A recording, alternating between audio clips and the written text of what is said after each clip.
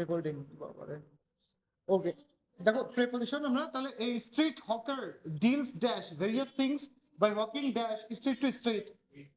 কি দিছো?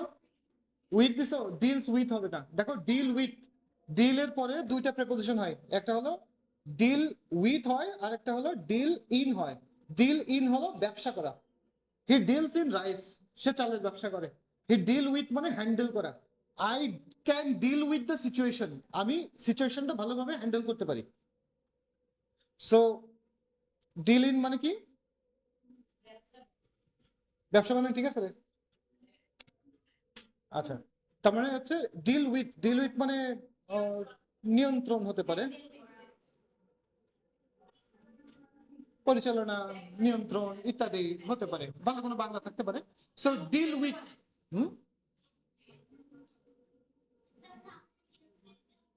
Deals with মানে কোনো কিছু নিয়ে আলোচনা করা ইত্যাদি। ইট ডিলস উইথ, হ্যাঁ এইভাবে বলা যেতে পারে, আরেকটা মিনিং আসতে পারে এক্স্যাক্টলি এরকম কোনো মিনিং দেয়। ইট ডিলস উইথ মানে ইট ইট টকস অ্যাবাউট, তাই না? এটা এটা সম্পর্কিত, এটা সম্পর্কিত এরকম হতে পারে। সো এই স্ট্রিট হকার এখানে সম্পর্কিত বোঝাচ্ছে না, বা এটা নিয়ন্ত্রণ করাও বোঝাচ্ছে না, এটা করাচ্ছে ব্যবসা বোঝাচ্ছে। এই street hawker deals in various things, সে বিভিন্ন জিনিসের ব্যবসা করে। By hawking from street to street, street থেকে স্ট্রিটে, ফ্রম। তাহলে বি নম্বরে কি আসবে? বিতে আসবে ফ্রম। এবার সি নাম্বার আসেন, সি তে চলে আসছে।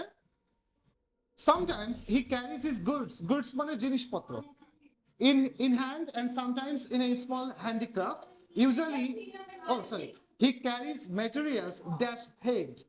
সো সি নম্বরে আসতেছে অন হেড। দেখো এখানে অনেকে অনের পরিবর্তে ওভার ইউজ করেছে। আমরা জানি এখানে ওভার হবে না। কেন ওভার হবে না? এক্স্যাক্টলি, আমরা যদি কোনো কিছু সারফেসের সাথে লেগে থাকে তাহলে সেখানে অন হয়, আর ওভার হয় ইউজুয়ালি এটা যদি উপরে হয়, অন দা।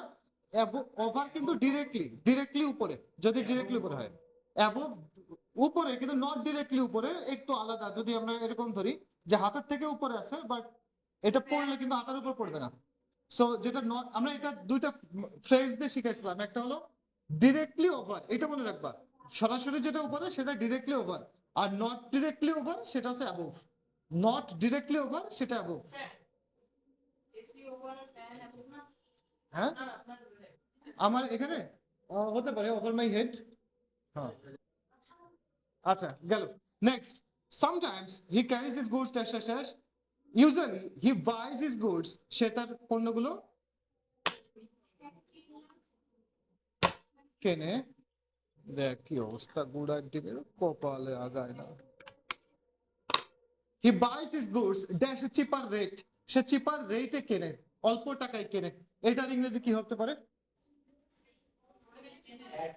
অ্যাট হবে, at a cheaper rate, excellent. At a cheaper rate and sales them dash a good profit.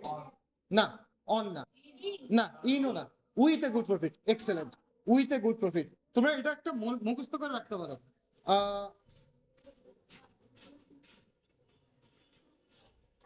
একটা চিপার রেট, অল্প দামে, অল্প দামে। Buys at a cheaper rate, sells with a profit, sells with a profit. Sell করে কি করে? With a profit. এটা মুখস্থ করে রাখো, with a profit. I sold the house with a profit, আমি বাড়িটা বিক্রি করেছিলাম একটা প্রফিট নিয়ে। সো উইথ এ প্রফিট হয়। He brings goods for women and children, সে মহিলাদের জন্য এবং বাচ্চাদের জন্য জিনিসপত্র নিয়ে আসে।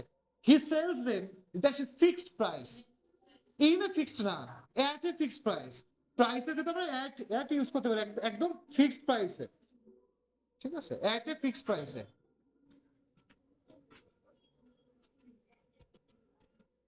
at a fixed price, at a cheaper rate, at a fixed rate, ঠিক আছে, at a fixed price, এইভাবে আমরা ইউজ করি। He sells things of domestic chores dash women, to women। জি নম্বরে টু, কাদের কাছে বিক্রি করে? মহিলাদের কাছে। সো যেখানে ডেস্টিনেশন বোঝায়, ডেস্টিনেশন বোঝালে সেখানে আমরা টু ইউজ করি। যেমন আই সেন্ড ইট, সাপোজ আমরা এখানে এরকম করে বলতে পারি, send this parcel to my house, এই পার্সেলটা পাঠিয়ে দাও কার কাছে? আমার আমার অ্যাড্রেসে, আমার হাউসে। সো এটা হচ্ছে ডেস্টিনেশন, যেখানে ডেস্টিনেশন ইন্ডিকেট করে সেখানে আমরা টু ইউজ করি। So two for destination, So, next, he speaks dash a different way, in a different way. সে একটা ডিফারেন্ট ওয়েতে কথা বলে to draw the attention of his customers, the কাস্টমারের অ্যাটেনশন ড্র করার জন্য। He does not come when the house masters are dash home, are at home, are at home. Excellent. তাহলে H নম্বরে কি বলছিলাম আমরা? এইচ নম্বরে ইন, আই নম্বরে at, জে নম্বরে when he knocks,